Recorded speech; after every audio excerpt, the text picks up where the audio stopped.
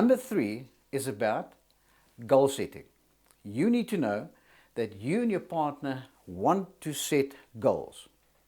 Now, goal setting is where you need both parties to engage. You cannot just have one party engaged and the other one not. So both of you take a piece of paper, because you're going to be setting goals, and I'm going to give you some categories to do so. Firstly, let me help you with the 5 areas of life that is important for everybody. You need to set a goal in the following 5 areas to start. You ready? Okay. You need to set a physical goal. How do you want to feel about yourself? How do you want to feel about your body? What do you want to do? Set a physical goal of what you want to do. If you are in a married relationship, you might even want to set a physical goal of how often do you want to be in the presence of your partner. You know what I'm talking about. That's physical. The second one is spiritual. You need to set your goals, what you want to do and achieve spiritually. Does it mean you would like to do a morning devotion together? Does it mean you want to pray together? Does it mean you want to go and fellowship together? Does it mean you want to go to a Bible study group together? What does it mean? But you see, the problem is, so many people today cannot get to the next level because they don't have a goal in place where they want to be spiritually. And please don't feel bad if you now get a shock where the one says, I want nothing to do with spiritual. And the other one goes, what? This is very important to me. You here, I'm here. Guys, we need to find a way to communicate so there's a meeting of minds and a meeting of hearts and a meeting of each other. So, bear with one another and set spiritual goals. So the first goal was a physical goal. The second one was spiritual. Next one is social. Now, what is a social goal? A social goal is where, how many times a week will we go and visit friends? How often will we have friends over at our place? But social interaction is important for any relationship to breathe. And you'll find that sometimes because of who you married, this might be a true challenge. Why? Because the one is a party animal. They want people every single week and you go, please, I just want to be at home alone with you. What do you do? Well, in terms of your goal setting, it is a joint goal setting exercise. You need to find the middle. Here I would like to introduce what I call my mini-max method. Mini, what is the minimum amount of time you believe that should go past before you meet up with your friends? Now I can tell you that if you're a party animal, it will be every weekend. And max, what's the maximum amount of time that should go past that you're prepared to accept before meeting their friends? And you might go 1 month. And then what you guys do is to find the middle between the mini and the max. The mini is the minimum amount of time, max is the maximum amount of time, and in the middle is mini max. And then 10 to 1 you will settle on every 2 weeks or once a month, whatever works for you as a couple, because you need to set a social goal of how often do you want to socially interact with other people. That is number 3. We've had physical, we've had spiritual, we've had social. Next goal, emotional. I know the guys are going, what? What are you talking about?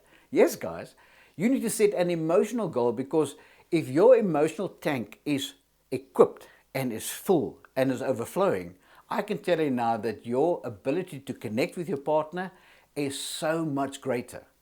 There's something called emotional quotient.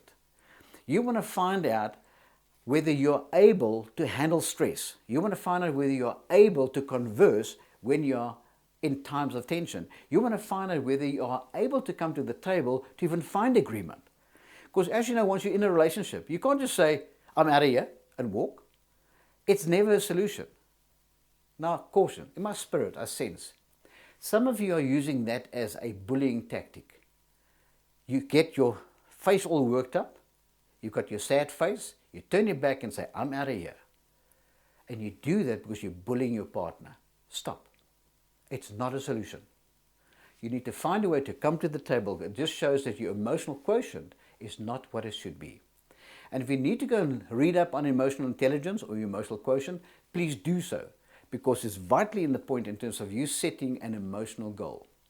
An emotional goal is realizing how often will you sit and communicate with your partner. How often will you check in? How well are you doing?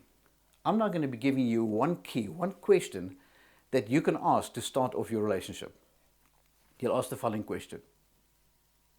Have I done anything or said anything this week that may have upset you? Can I repeat that? Have I done anything or said anything this week that may have upset you? As you can see, you're not assuming that you have, you're asking that may have upset you. But here's the truth. The moment you ask that question in a controlled environment, you're opening up the discussion channels so that your partner will go, hey, hold on. Yeah, yes, on Tuesday when he did this, and then the conversation starts. So that emotional quotient will then come into place. So you're now setting an emotional goal of how often will you sit and basically converse with your partner. I can tell you in my case, it's weekly. If I don't make a date once a week, things run out of steam and we just get off track. I know that my once a week to ask that question is so vitally important. So that was the fourth goal that you're setting, an emotional goal. And then lastly, financial. It's so true. They say when money flies out of the window, so does love.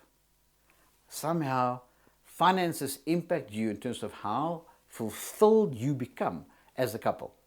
So you need to set a financial goal. Now, to make it easy, there always needs to be a short-term, a medium-term, and a long-term goal. What is short-term? What are we going to do in the next 3 months? What are we going to do in the next 6 months? That's more like a short-term goal.